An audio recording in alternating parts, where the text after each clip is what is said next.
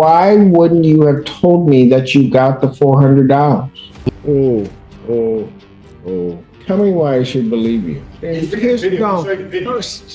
Be quiet. Be quiet.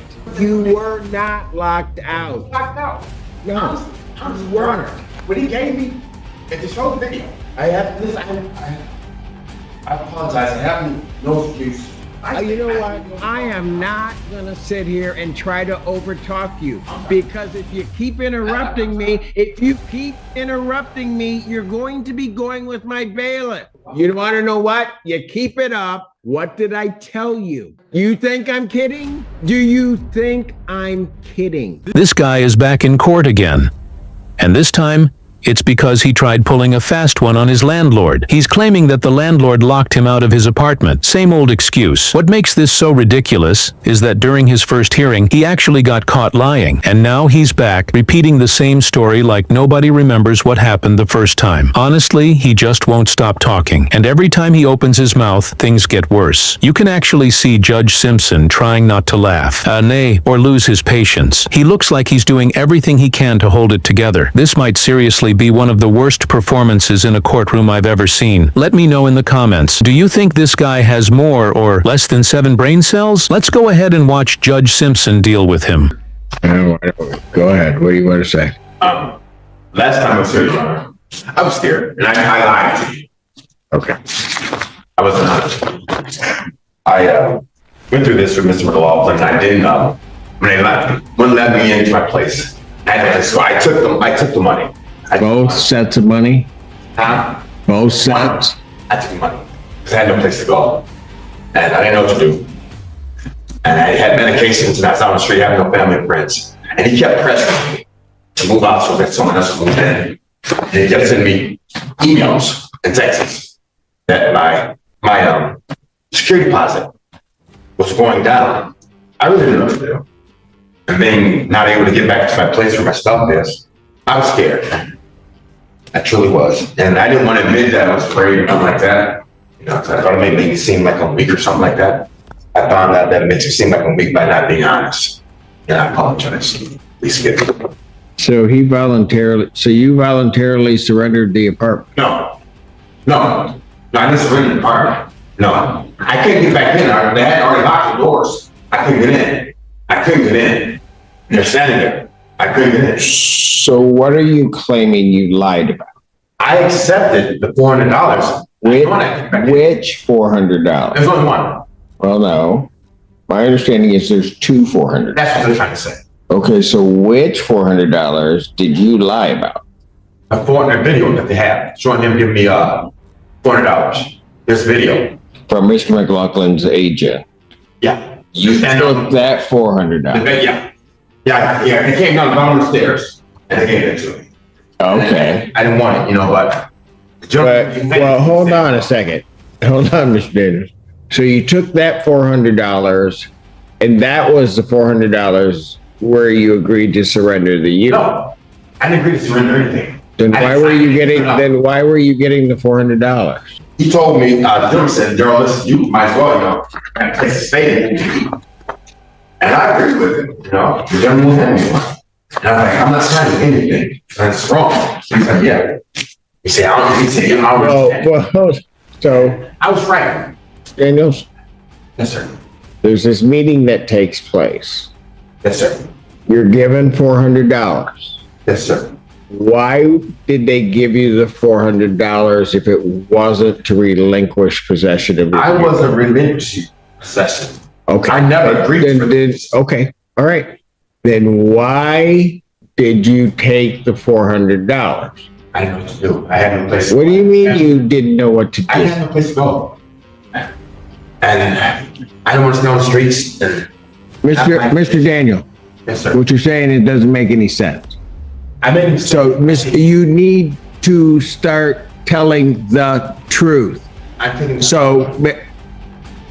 took it because I didn't have no place to go. I didn't have no money to get food to eat. I had medications that I had to have. And Mr. Daniel, you had a place. They said, so here's what you told me. The door was locked. I was locked out. I didn't have the keys to the place. the locks were changed. I had no way of getting in. And if you showed the video properly, even the front door was boarded shut. It was X across with wood. I couldn't get in. The locks were changed and all that. I come around to the back, and there they are standing at the back door, and I'm like, listen, let me in. And they're like, no. And I, it's like, I panicked, I was scared, and it's like, no excuse. I do a lot of mental illnesses, mental things, and I thought that they were all coming at me anyway. They had broken into my home while staying there, and the tenants that stayed there, I told Mr. McLaughlin, he's like, so what you want me to do? And I was afraid, honestly. But I was afraid that I was afraid that I would react in a way that I wasn't supposed to. I didn't know what to do, honestly. I didn't. Truthfully, I didn't know what to do. And not thinking properly, and thinking that I would be smarter than them, accepting it and still coming and reporting against them for what they've done, that's what I thought. I've been truly, at the time, everything was happening, I was panicking and didn't want to go through it, didn't want to go on the streets, didn't know what's happening. And they offered money, and I said, okay. I thought I was being smart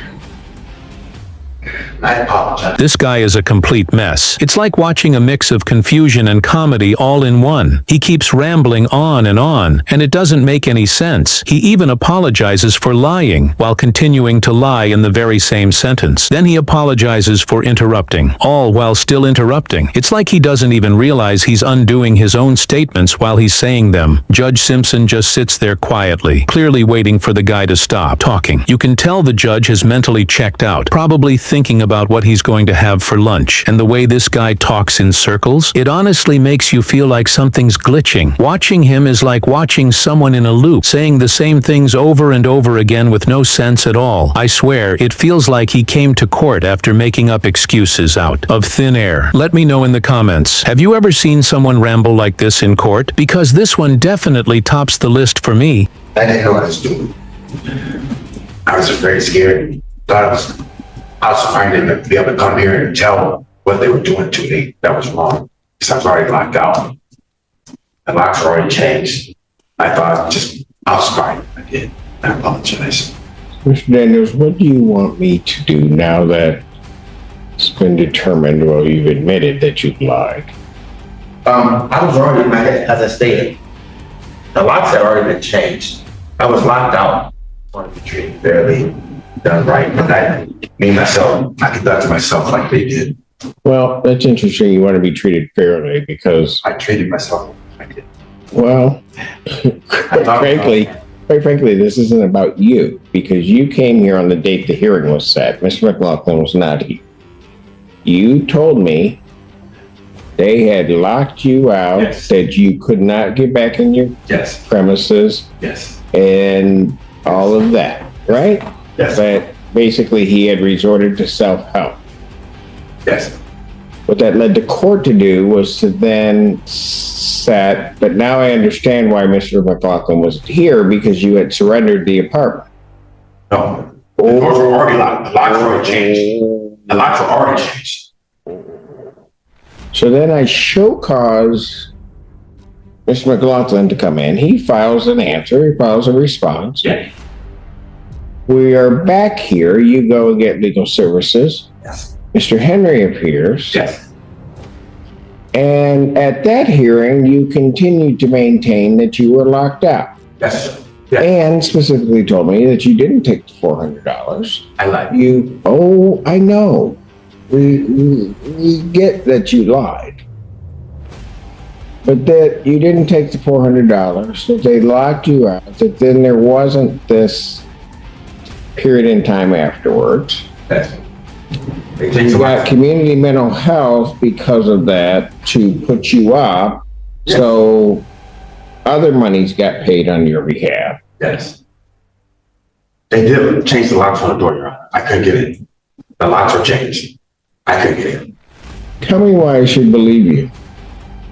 Truly, Your Honor. Not What? telling you the first time it came here, you shouldn't. I shouldn't believe anything you are telling me. I do not believe. I understand, but I couldn't go on, after, sit back praying and think about it. And you've been honest with me, you've been fair with me all the time. And I couldn't What I do. tell you no lies. And I had to come tell you today and let you know that. I was just afraid, Your Honor. I was Afraid of what? I don't know, everything. I was locked out and the locks have changed already when they gave me the money. They're already changed. I'm locked out. And I thought I was based, I don't know. I'm supposed to have a stupid. I won't say anything else, that might say what else can I say. But I was being honest, I'm just, now I am. I lied to you. You know something? Not only did you lie to me, you recall at the last hearing, I had my bailiff put Mr. McLaughlin under oath, and we put you under oath. Yes, sir. Yes, sir. Mr. McLaughlin maintained the same story that he basically had put in his written communication and what he had said. He didn't have everything with him. He said he had a video and wanted to make sure that he could bring it next week. Mr. McLaughlin have not been honest. Oh. Listen, well, every time I called other people I was trying to move out of Mr. McLaughlin's place because I didn't like it there. You surrendered possession. You surrendered possession of the premises. No, sir. Yes, you did. No, sir. Yes, you did. That's why you took the $400. Your Honor, as I stated, the locks already changed when they gave me that. The locks already changed. I don't believe you. I know you would. That's why I have to tell you the truth. The locks are already changed. You know something, Mr. Here's the go. First, be quiet. Pardon? Be quiet.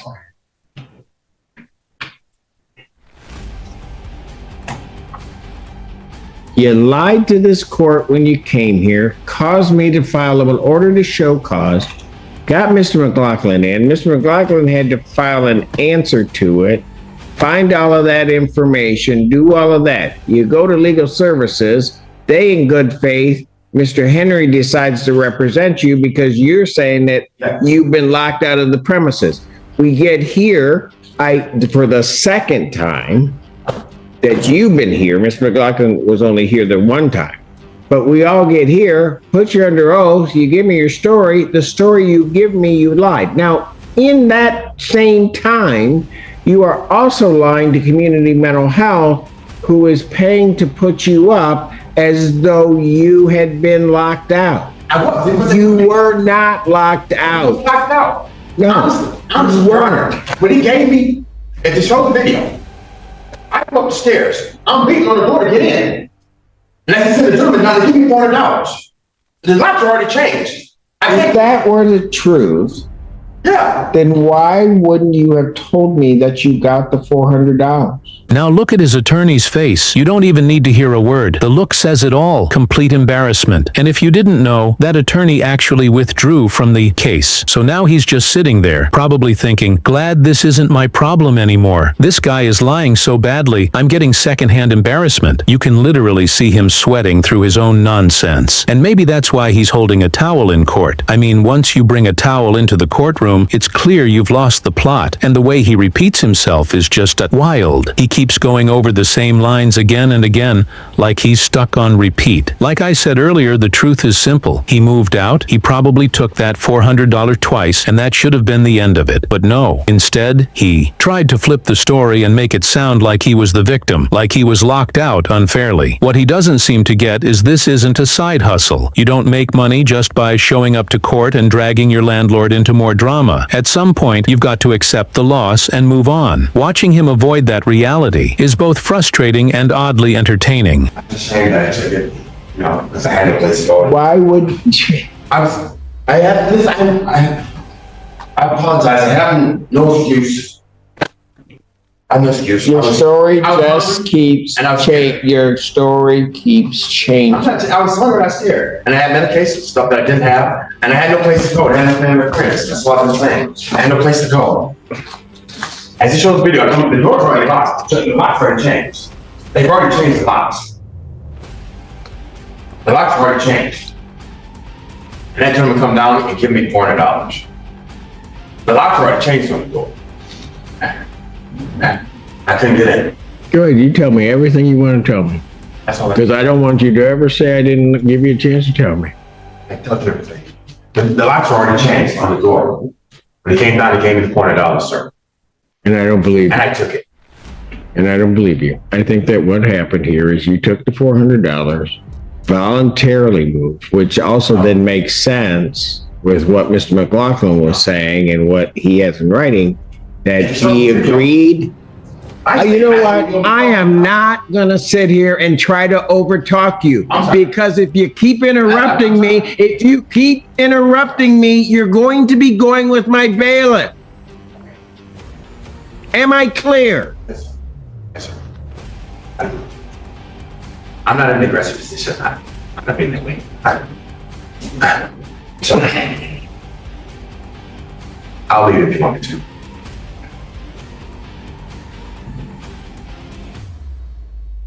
Sorry. The reason you took the $400 is because you voluntarily surrendered the premises. That's what the court's going to find, that you did that. And that the court also believes that you took the additional $400 that was later on given to you. It all makes sense. That's why Mr. McLaughlin said, I will keep, and it's in writing in a text, that he would allow your property to stay there for a month. And then he gave you more money. And you're just taking money and then coming to court, causing everybody all kinds of problems. I know how to do it. Oh, no, you don't even have any idea.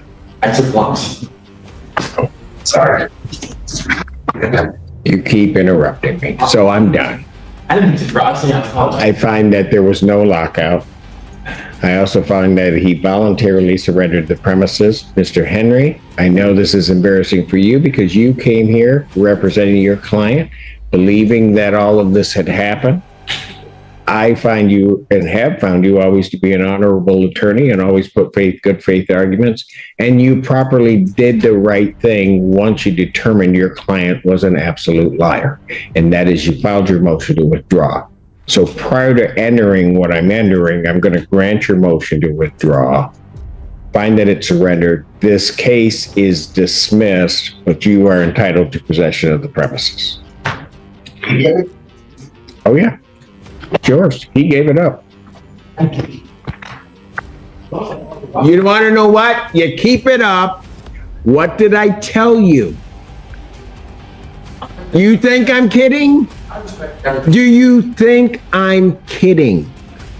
Then I'd suggest what you do is you turn around and you walk out. And don't say another word to me, because if you say another word to me, you're going to go with Officer Mahoney. Have a great day. If you felt like you lost a few brain cells watching all this, believe me, you're not alone.